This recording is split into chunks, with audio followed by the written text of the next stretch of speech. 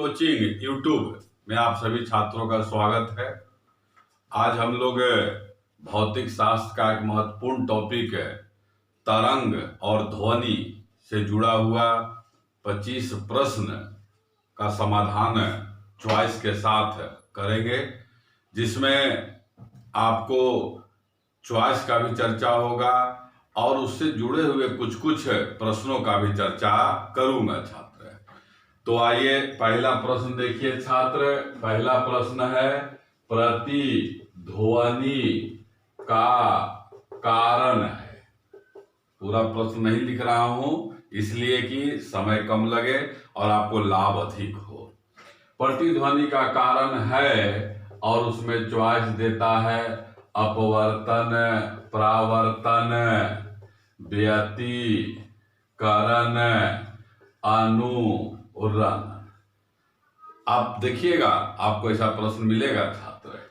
तो यह ध्वनि संबंधी घटना है और इसमें किस घटना का यह उदाहरण है प्रतिध्वनि, तो हम लोग सीधे याद करते हैं ध्वनि का परावर्तन।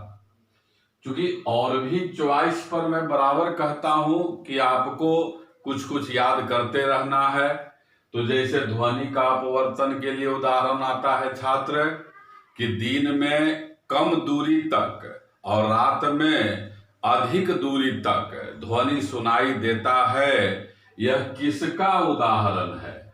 तो यह अपवर्तन का उदाहरण है। प्रतिध्वनि क्या है? किसी ध्वनि स्रोत से कोई ध्वनि निकलता है और किसी सतह से टकराकर फिर वापस आता है, इसी घटना को प्रतिध्वनि कहते हैं। और इसके बीच का दूरी आता है, न्यूनतम भी आता है और अधिकतम भी आता है। तो यह ध्वनि स्रोत है और यह परावर्तक सतह है जिसके बीच में न्यूनतम दूरी 17.2 मीटर होना चाहिए, तभी प्रतिध्वनि सुनाई देगा और अधिकतम दूरी अनंत होता है। अगला प्रश्न पर हम लोग आते हैं छात्र। अगला कहता है किस तरंग का सबसे अधिक भेदन क्षमता होता है? भेदन क्षमता होता है और उसमें चॉइस है अल्फा, बीटा, गामा, कोई नहीं, इस तरह से। तो यहां पर सबसे अधिक भेदन क्षमता गामा किरण का है। अब यहां पर इसको इस तरह से भी आप देखिएगा, परीक्षा में आता है ये वाला, इस तरह से करके कि निम्न में से इसको उलट देते हैं, सबसे अधिक भेदन क्षमता ऐसे कर देते हैं। तो इससे ज्यादा भेदन क्षमता इसका और इससे ज्यादा भेदन क्षमता गामा किरण का है। इसका भेदन क्षमता सबसे कम, लेकिन आयनन आवेशित करने का क्षमता सबसे अधिक होता है। उसी तरह से इसका भेदन क्षमता सर्वाधिक और इसका आयनन क्षमता न्यूनतम होता है। अल्फा कण का वेग प्रकाश के वेग का 1/10, गामा किरण का वेग 9/10 प्रकाश के वेग का, और इसका प्रकाश के वेग के बराबर होता है। अगला प्रश्न पर हम लोग आते हैं छात्र। अगला है रडार का कार्य प्रणाली आधारित है किस पर? चॉइस सुन लीजिए। डॉपलर प्रभाव, रामन प्रभाव, अपवर्तन, परावर्तन। रडार आंसर पहले हम लोग यहां देख लेंगे। रडार भी जो है ध्वनि के परावर्तन पर आधारित है छात्र। रडार से जुड़ा प्रश्न क्या आता है? इसे RADAR कहते हैं, जिसमें RA radio, detection and ragging, और यह जो है हवाई जहाज के स्थिति का जानकारी देता है। डॉपलर प्रभाव भी आपको परीक्षा में मिलेगा, जिसमें कहा गया है कि कोई ध्वनि स्रोत अगर आपके निकट आता है तो उस ध्वनि का प्रबलता बढ़ जाता है, और दूर जाता है तो उसका प्रबलता घटता है। रमन इफेक्ट का भी हम लोग चर्चा करेंगे छात्र। अगला प्रश्न पर हम लोग आते हैं। ध्वनि की चाल अधिकतम होता है, चॉइस पढ़ते हैं, लिखते हैं छात्र। वायु, निर्वात, जल, इस्पात। सब आया हुआ प्रश्न हम लोग चर्चा कर रहे हैं छात्र। ध्वनि की चाल अधिकतम कहाँ होता है? तो ध्वनि की चाल यहाँ जो चॉइस दिया हुआ है उसमें सबसे अधिक इस्पात में होता है। ध्वनि की चाल और प्रत्यास्था में समानुपाती संबंध है, अर्थात प्रत्यास्था जैसे जैसे बढ़ता है वैसे वैसे ध्वनि का चाल भी बढ़ता है। अब यहां देखिए, ठोस, द्रव, गैस। ठोस में प्रत्यास्था का गुण सर्वाधिक होता है, इसीलिए ठोस में ध्वनि का चाल सर्वाधिक, और गैस में प्रत्यास्थता न्यूनतम होता है, इसलिए गैस में ध्वनि का चाल न्यूनतम होता है। ध्वनि का चाल, ध्वनि को चलने के लिए माध्यम आवश्यक है, बिना माध्यम के यह नहीं चलता है, इसलिए निर्वात जो चॉइस दिया हुआ है वहां पर आंसर क्या होगा? निर्वात में ध्वनि का चाल शून्य होता है। हम लोग आगे बढ़ेंगे छात्र। अगला है प्राश्रव्य तरंगों की आवृत्ति है। प्राश्रव्य तरंगों की आवृत्ति है, और उसमें चॉइस आपको दिया हुआ है 20 हर्ट्ज से कम, 20 हर्ट्ज से अधिक, 20,000 हर्ट्ज से अधिक, कोई नहीं, इस तरह से करके। तो यहां पर प्राश्रव्य अल्ट्रासोनिक वेव कहा जाता है, और वह तरंग ध्वनि जिसका आवृत्ति फ्रीक्वेंसी 20,000 हर्ट्ज से अधिक हो। तो यहाँ आंसर यह हो जाएगा कि 20,000 हर्ट्ज से जो अधिक रहता है वही प्राश्रव्य ध्वनि कहलाता है। और एक चमगादड़ वाला प्रश्न बराबर आता है छात्र कि रात्रि में चमगादड़ उड़ पाता है, क्यों? तो उसका आंसर होता है कि वह प्राश्रव्य तरंग उत्पन्न करता है। अभी हम लोग जो राडार, इसी तरह से एक सोनार है जिसके द्वारा पनडुब्बियों का पता करते हैं, यह यंत्र प्राश्रव्य ध्वनि उत्पन्न करता है, और जब 20 हर्ट्ज से कम होता है तो उस तरह के ध्वनि को अब श्रव्य ध्वनि, infrasonic wave, ultrasonic wave, infrasonic wave. हाथी, व्हेल मछली, वह कौन सुनता है? 20 हर्ट्ज से कम ध्वनि। और 20 से लेकर 20,000 के बीच जब आवृत्ति वाला ध्वनि रहता है तो उसे श्रव्य ध्वनि ऑडिबल साउंड कहते हैं, और मनुष्य यही ध्वनि सुनता है। आगे फिर हम लोग आते हैं छात्र।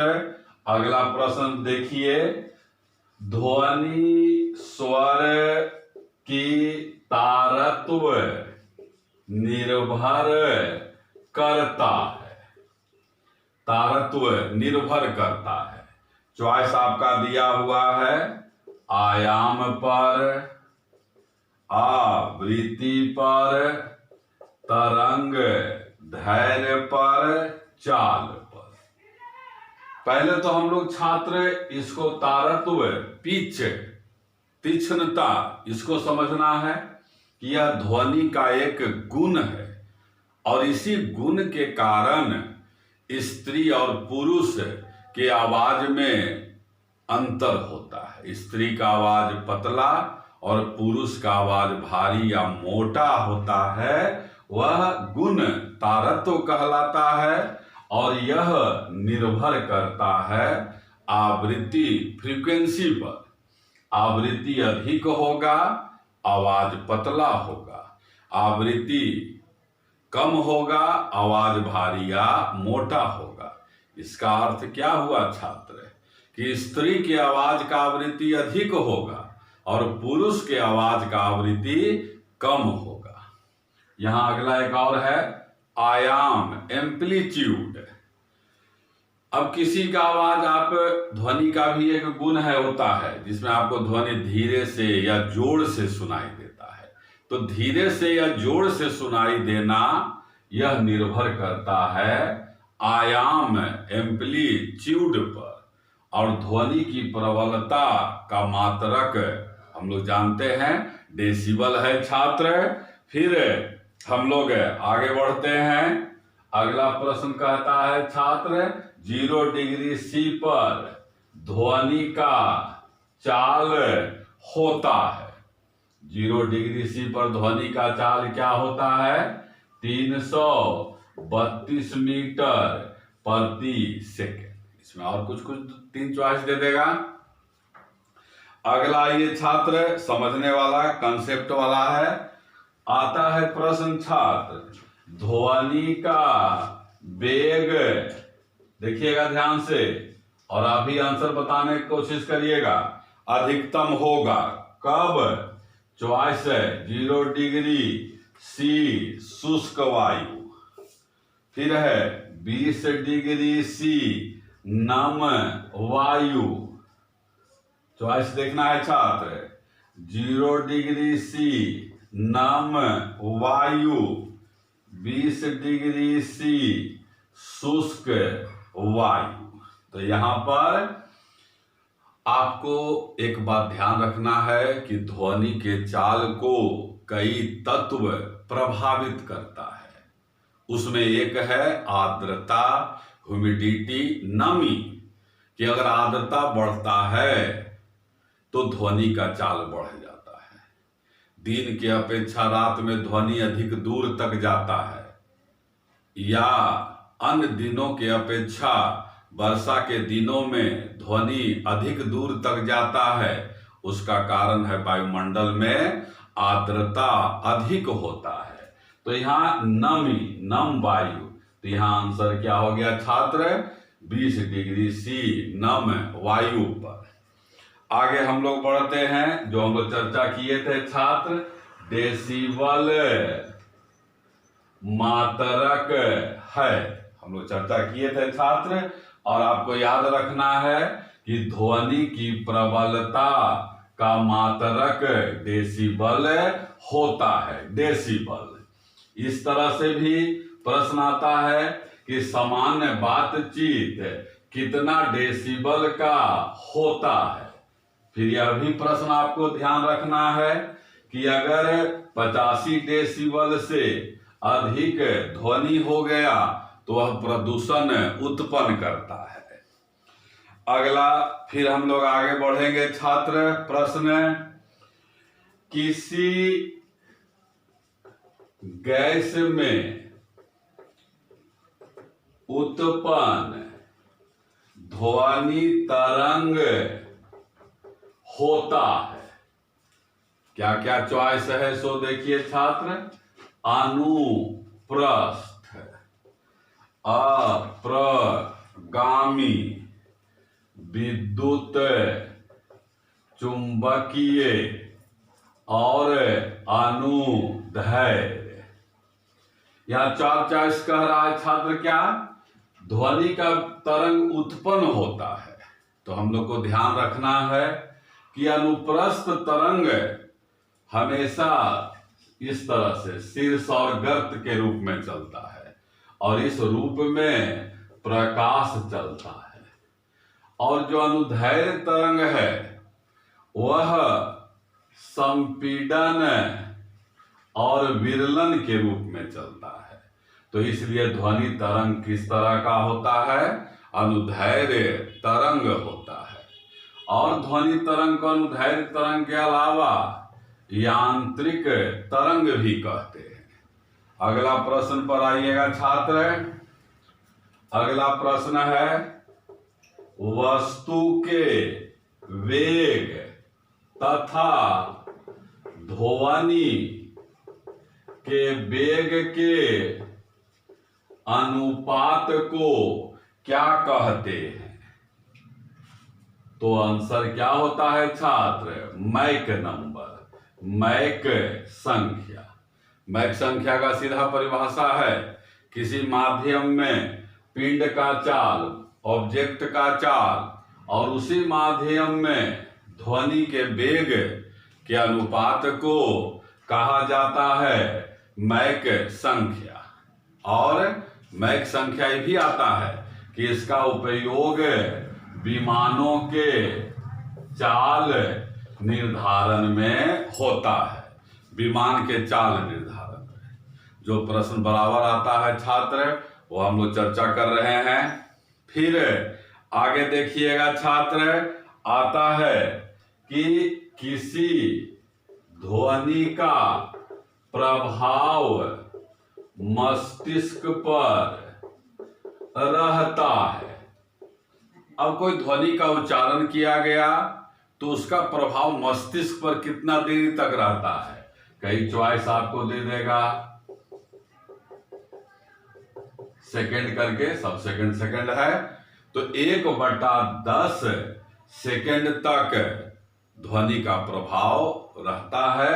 और इसे क्या कहते हैं, यह भी प्रश्न है छात्र। इसे कहा जाता है, आपको श्रवण सीमा कहते हैं, या फिर हम लोग आगे बढ़ेंगे। अगला क्वेश्चन आता है छात्र, वह क्या है कि स्त्रियों की आवाज पुरुषों की अपेक्षा पतली होती है। पहले हम लोग चर्चा किए हैं, उसमें क्या हो जाएगा? उसमें हो जाता है कि स्त्रियों की आवाज की आवृत्ति अधिक होता है।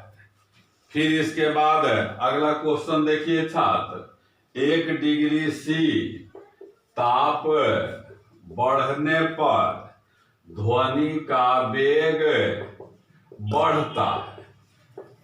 इसमें आपने हर एक प्रश्न के बारे में अनुमान लगाया होगा छात्र, यह सब आने वाला प्रश्न है। तो आंसर जो है 1 डिग्री सी ताप बढ़ता है तो ध्वनि का चाल 0.63 मीटर प्रति सेकेंड बढ़ जाता है। इसका अर्थ क्या हुआ कि ध्वनि का चाल ताप बढ़ने पर बढ़ता है। ध्वनि का चाल ताप का जो टेम्परेचर है उसके वर्गमूल का समानुपाती होता है। इसको ऐसे भी लिखा जाता है, परीक्षा में ऐसे भी आते रहता है छात्र। अब आप देखिए अगला, हम लोग चर्चा किए थे डॉपलर प्रभाव का संबंध है। चॉइस क्या है? प्रकाश है, ताप है, ध्वनि है, इस तरह से करके। तो आप देख रहे हैं डॉपलर का प्रभाव का संबंध किससे है छात्र? तो यह संबंध जो है ध्वनि से है, ध्वनि से। फिर इसके बाद हम लोग आगे और बढ़ेंगे, और भी प्रश्न यहाँ पर कुछ मिलेगा छात्र। देखिए, फिजिक्स में न्यूमेरिकल भी आते रहता है। अब जैसे एक प्रश्न है, यदि किसी ध्वनि की आवृत्ति फ्रीक्वेंसी 100 हर्ट्ज है, 100 हर्ट्ज है, तो आवर्त काल होगा। आवर्त काल, टाइम ऑफ पीरियड। तो इसका सूत्र क्या होता है छात्र? T बराबर 1/n। T बराबर 1/n।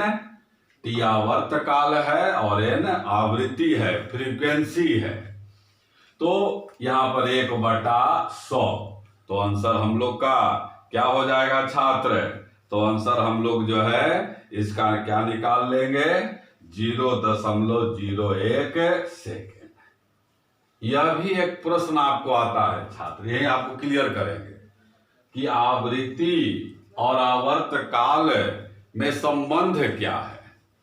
तो यहां आप देखिए इस सूत्र में, फार्मूला में, यहां पर ऊपर नीचे जब होता है तो यह व्युत्क्रमानुपाती होता है, विपरीत होता है।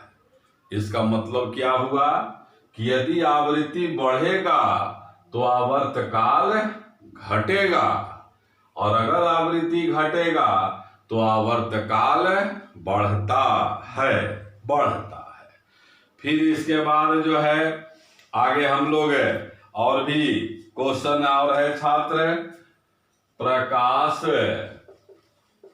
किस प्रकार का तरंग है। हम लोग पहले चर्चा किए हुए हैं छात्र कि प्रकाश किस प्रकार का तरंग है, तो उसका आंसर है अनुप्रस्थ तरंग और विद्युत चुंबकीय तरंग।